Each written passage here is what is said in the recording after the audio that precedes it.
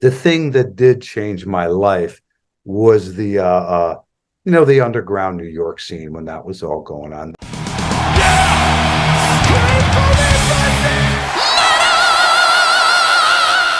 Hey everyone, welcome to the channel. My name is Belgian Jasper. If this is your first time in the channel, hit subscribe right now.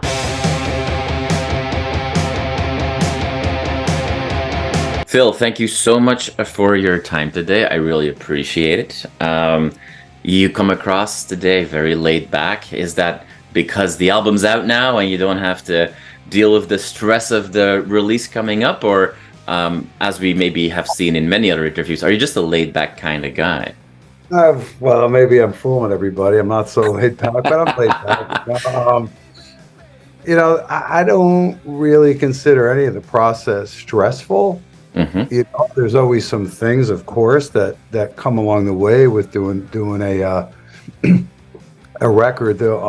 This was a little different because Right. there was, Wendigo Productions. They're more of a production company and not a Mm-hmm. label.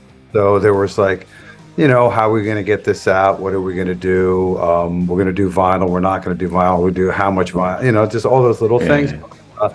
I've been doing this so long, I've realized that musicians make music. That's what we do. And that's Mm-hmm. all I really kind of concern myself with. If I get too wrapped up in the other thing, like when I was younger, it just takes me away from the fun of the whole process. And I feel really Yeah. fortunate that I'm still doing this. And I had the opportunity to do this with Wendigo and with some other people who helped me out along the way. That's what it's all about, making music, having fun, playing guitar, and that's it. Of course, other things come up, but I don't get too wrapped up in that stuff. It's a long, hard road to hell and back. Also, now you mentioned, back in my younger days. If we go all the way back to your younger days, you obviously have the past in punk and proto-punk bands as well. When we look at this record coming out, I mean, obviously, when somebody like yourself with an established name from an established band has a solo record, there's going to be a lot of people already with a lot of expectations or what have you. And fans of the Monster Magnet sound are definitely going to hear, those elements back on your record. But in your own solo album, that proto-punk roots, they seeped into the record more than with the band. Would you agree with that? Well, it's cool that you caught on to that because it's like, a lot of this record was with having the time to do it at the time that I was through some of the parts and songs. When it came time to actually record it, I did go backtrack to my younger days where I didn't, like I'm sitting in my studio now, I had none of this. I had one bass, one amplifier, maybe two distortion boxes. Maybe when I started playing guitar, one guitar, an amp, and so I wanted to keep things really, really simple with that approach to keep it fresh because truth be told, sometimes when you're making major label records and you get into this whole habit of big fancy setups and things and changing things just to change them, that's great and I love that. But because it was self-produced and all of the guitar and bass and vocals being done here, I wanted to leave the setups really, really simple. Right. So I could just create and not get bogged down in that. And that brought me back to my early days when, when you're a kid going into a studio, that's, you just kind of, and you saved up all your nickels and pennies and dimes and dollars to be able to do that. So it was a throwback in retrospect. So I hitched a ride in a Cadillac.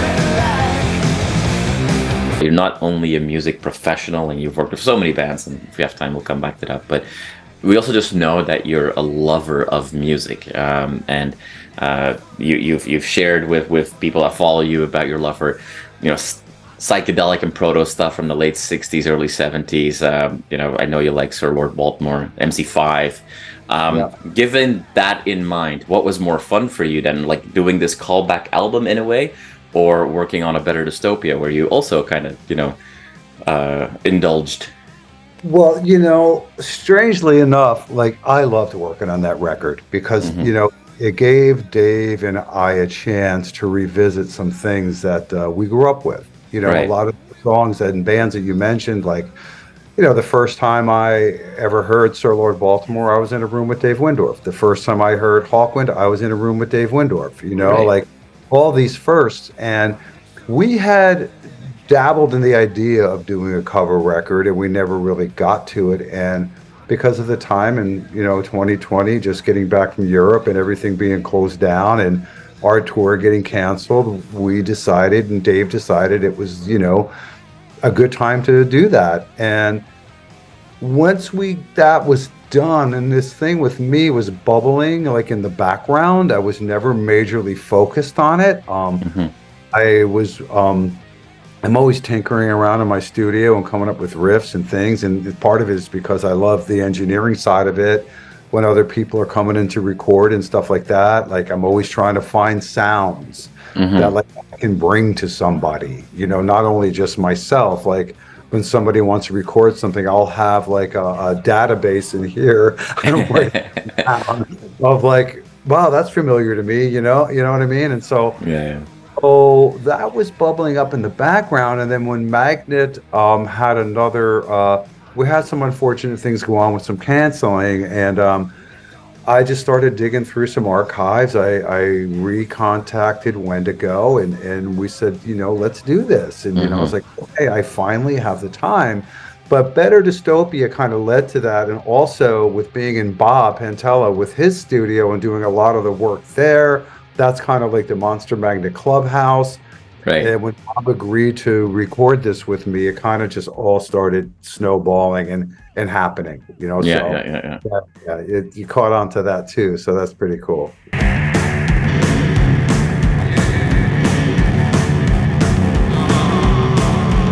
In another interview, you mentioned that you had this feeling as the world opened up a little bit more, as the pandemic was over its worst part. I think you mentioned in another interview that you were feeling a little like, oh, all these other people started new cool projects and were being also creative, and I didn't really do that until you started going back into the tinker box, if you will, and you realized you actually had done more than you gave yourself credit first. Yeah, that Um, kind of happens. Like a really good friend of mine, this guy Rob Ryan, he's like a fantastic artist. He was churning out a painting a day, and I was like, oh my God, he's like really taking this time and doing this. yeah, And I'm so used to being here in my environment. It's like what I right, do, so I always do stuff like that. And I'm always like turning on the equipment and, coming up with stuff. So I didn't give myself the credit that like a lot of the like there were some things I wrote before yeah, and that I came up with, but I realized that like just about 75% of it was what I wrote during the pandemic. right, The early days of it, like the riffs, and I put them together and then I buckled down and I wrote some lyrics and stuff like that. But it was all going on in the back of my brain without me really realizing because, with the initial time of the pandemic, I'm taking care of my mother. Things here in New Jersey were crazy. hmm, Um, you know what I mean? Like I didn't really see it until I sat down and looked at the body of work that I was yeah, embarking on that, wow, I really do have something here and I'm just going to continue going. yeah. Like finally, really getting started on this record, was that like something that was necessary to push yourself over your self doubt? It sounds like. Kind of, it was like, so I initially was getting together with some people. I've always, I'm very clear on this. Like, I've never been somebody in Monster Magnet who needed a side project. Right.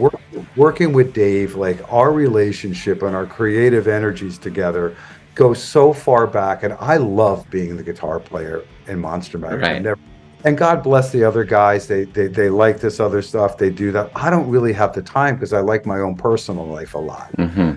And so as that was going on, I was one point, I was like, I have some songs written and I started working with some other people and I had some ideas to work with other people. And you know what? It just didn't materialize. So Yeah. I kind of just like pushed it aside and been like, it's not really for me. Sometimes as an artist and musician, we get involved in projects and it might not be the right one. And I'm the kind of artist that like, I like to do what moves me. And if I'm Right. not, and I like to be around people who push me to be my best. And that's something that Dave does nonstop. It's like I'm tapped out by the time we're Yeah. doing something, 'cause it just starts going and going and going. I Right. don't know how to do it. So when I picked it back up, and I was like, if Bob was in the back of my mind because of number one, he's so busy. I didn't want to initially ask him, Hmm. but then when we had the time, I was like, hey Bob, I'm going to revisit these songs. Are you interested in working on it with me? Because I bring them over. Let me see what's up. Right. And like, Right. Right. I knew right away that it was going to work. It was a matter of us being on the same page and having the time to do it. So that's kind of happened, and I couldn't Yeah. be Yeah. more Yeah. happy. Give us one more gasoline, prettiest thing I ever seen. Based on everything that you were just saying now, like, saying that, I was good being the guitar player, like that fulfilled me, and needed this push to actually go onto it and really dig into all the stuff you've done. Um, Even for such a seasoned, you know, music professional as yourself, how scary was it then for you to actually release stuff under your own name? Because at the end of the day, an album called Caivano, like there's nowhere to hide. Like it is you. Yeah. Where in Monster Magnet, you have that Dave has a lightning rod next to you, if you will. Were you just so experienced and mature that you're like, yeah, okay, no thing, other record? Or was it like, were there some moments that you were like, okay, am I doing something that's crazy? No, I never really got. Maybe if I was younger, that would have come up. But at Okay. my age and my experience right now, and where I'm at in my career, I'm okay with where I'm at. I'm very content. I'm very Mm-hmm. like, and when it came up to when I decided to do it, um, of course, the music started before I was thinking of what to call it, and I had a couple of things in the back of my Right. mind. Honestly, didn't really think about it much, and then one night I was like, everyone's going to say it's Phil Caivano from Monster Magnet anyway. Let's Right. just Right. let's go right to it. Like let's use my name. Anytime you have to go through the headache of coming up with a name and someone else has it and all these things, and like everybody in the industry calls me by my last name. All my friends in other bands, Right. hardly anyone calls me Phil. It's always, hey, Caivano, what's up? And like, and also I'm very proud of my heritage. I'm proud of my I'm very family oriented, and I just thought it was a nice way to acknowledge my family and my legacy and keep it going. Because if they were going to say Phil Caivano from Monster Magnet, what's the point, right? Let's just Right. put it out there. And also these songs and these music and the lyrics and the music is very, very personal to me. So it's more like, this is it, Yeah. take it or leave it. What you see is what you get. You either like it or you don't. I don't really give a fuck. This Right. is what I decided to do at this time.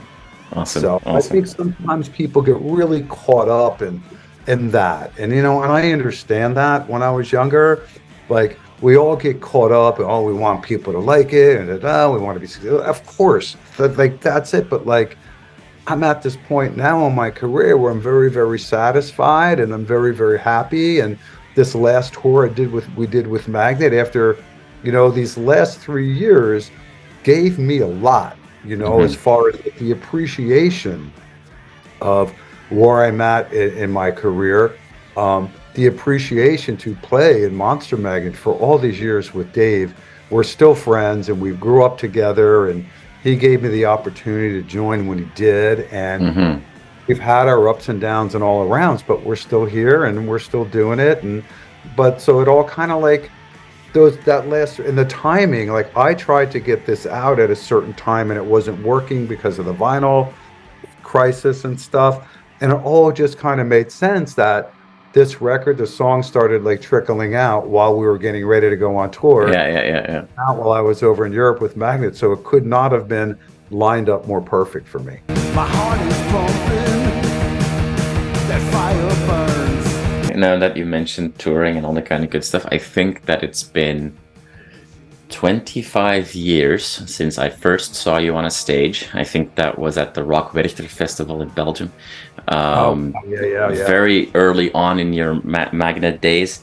Um, a lot of solo projects live and die with a couple of records. They don't always get the live support or promotion that they could deserve. Should we keep our fingers crossed to see you perform this music live?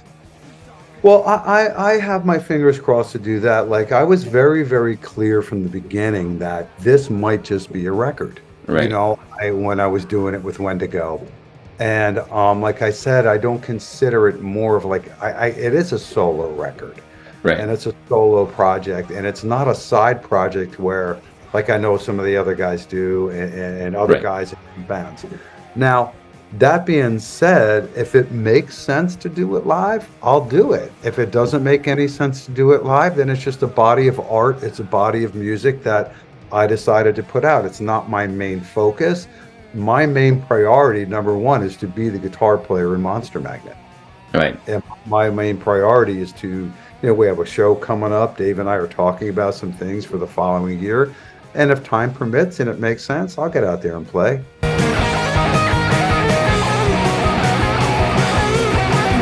Phil, to wrap us up, I'm gonna, catapult both of us back to those influences that you're, so open about. I know that another band that you really like is Mott the Hoople, and I think most people absolutely adore the Bowie written classic, All the Young Dudes. In that song, the singer talks about his brother with the Beatles and the Stones. I think you're more of a Stones guy, so why are the Stones the better band? I love both for different reasons, but I just think all right, I'll just spit it out there. There's a side of the Beatles that is just really, really corny to me. I Right. never liked songs like We All Live in a Yellow Submarine and Obla Da. Like, but there's a giant part of their catalog that's undeniable. Now, Yeah. what happened to me as a youngster, I had an older cousin who was Beatles, and like killing me with it. And I like the Stones. I always loved, Brian Jones and Charlie. And I remember Keith, like just the Stones music talked to me more. And then Mhm. I remember I have this vivid memory of getting Get Your Ya-Ya's out when that record came out. And I'm like, Charlie Watts is on the cover. Like what? Like I knew enough that like they put like this band is cool. You know what I mean? And I just always loved it. Like, and one of my other things is like when I heard Paint It, really the main song for me was Paint It Black. Right. Um, and I love Satisfaction, of course, but the way Paint It Black just sounds Hmm. like the rumbling bass and like all this stuff and all the stuff around it, like it caught my attention as a kid. Like, how do you do that? Hmm. How does that happen? And that's why I've always been a Stones guy. I always found them a little more, and the longevity of them too. Like we have to remember as Right. fans of music, the Beatles only lasted 10 years. Right. Like when you think about that in music history, that's insanely phenomenal. Hmm. You know what I mean? Like, and then the Stones had their different eras and their different times. So yeah, that's it. And you mentioned Mott. Like I grew up like the biggest Mott fan and like Yeah. Yeah. loved Ian Hunter. A couple years ago, I went to see him do Mott and like, but I like the deep cuts too. Like Brain Capers and like all those records. I'm a big, that era of music coming out of the UK and say with Bowie, I love Man Who Sold the World and of Hmm. course Mark Bolan. I don't think a lot of it goes on without Mark Bolan. I'm a big Right. fan. Like Mark really was that guy Yeah. that Yeah. they Yeah. he predates a lot of people, but like all of it. And the other stuff that with me, it's that as much as I love the big bands and I love the Sabbaths and the Who's and the Zeppelins and that was a big thing, but there's a whole nother side of me. Like one of my favorite bands of all time is early Chicago, Okay. and like and Blood, Sweat and Tears, because that's what my dad used to listen to when he was working on his artwork. And I was like, Right. lead guitar from 25 or 64 might be the best rock guitar solo ever played. Yeah, You know, yeah, yeah. it's just like an amazing guitar player. I get worked up with this stuff and Sly Stone and all that stuff. But the thing that did change my life was the underground New York scene when that was all going on. That made it very always clear to say that took this thing out of my head that like I always wanted to do stuff. And I always Right. want I that when the punk rock thing started, it made me know when I was going to places of that size that I could also do this. When I saw the Ramones, the Dead Boys, the Cramps, DMZ from Boston, the band Suicide, the Dead Boys when they first came out, the Heartbreakers. Like I was always a big New York Dolls fan, and Yeah. then at the end of that to see Thunders and the Heartbreakers and all that stuff was just like it was just magic. And because being a huge Stooges fan and then the Hawkwind and the Motorhead and like it just goes on and on and Yeah, on. yeah. And then seeing the stuff that influenced the punk rock thing, back then Dave and I were really big on like nuggets and the garage rock thing and digging and digging and digging. Hmm. It where things develop from, and that's kind of like I still have tons of fun with it. I love it. Where are all your heroes? Where did You know what? I'm very passionate about this, and like Yeah. I can't speak enough about like again how fortunate I am and fortunate for the time that like I knew a lot. Like, look, don't get me wrong. The pandemic was one of the most horrible things that Of happened in course. our life, right? For all of us, right? Yes. We all have know people who were affected in ways that this happened. A few friends of mine early on passed away, but what these last 3 years gave this person the ability to do something that they didn't really think was going to happen. I never really thought too much about it. I always tried to find that silver lining in the Hmm. pandemic, look back, appreciate, we're all lucky to be alive. We're all lucky to be doing what we love to do. Just to be present and acknowledge, like I got sick a couple times during that and to come out the other side. And we just had a really fun, successful tour. We did a cool cover record. My solo record got done and just keeping things moving. And it's like a lot of my favorite artists are people that like a guy like Rocky Erickson. Like Rocky Erickson, man, I think he should have been on the cover of every magazine and there should be a shrine. Forget about the Rock and Roll Hall of Fame. There Right. should be a shrine of him everywhere, because I love that, but that's neither here nor there. But the Stooges, like a lot of my favorite bands did what they had to do because they had to do it. Right. So, and I feel like I'm fortunate to be in that category. Awesome. Awesome. Well, I don't think we can end this conversation on a more wonderful note than that. Phil, thank you so much for your time today. I really do appreciate Thank it. you. Thank you, man. And I hope to see you guys. It's been 24 years since my first show that I saw of Monster Magnet. So it's time for a couple more shows, and I'll keep my fingers crossed that in between Magnet tours we see some Yes, I hope so, Caivano too. shows as well. That would be Yeah. super cool. Awesome. Thank you so much for your time. I really appreciate it, and I wish you all the best with this continued release cycle. Yeah. Thank you.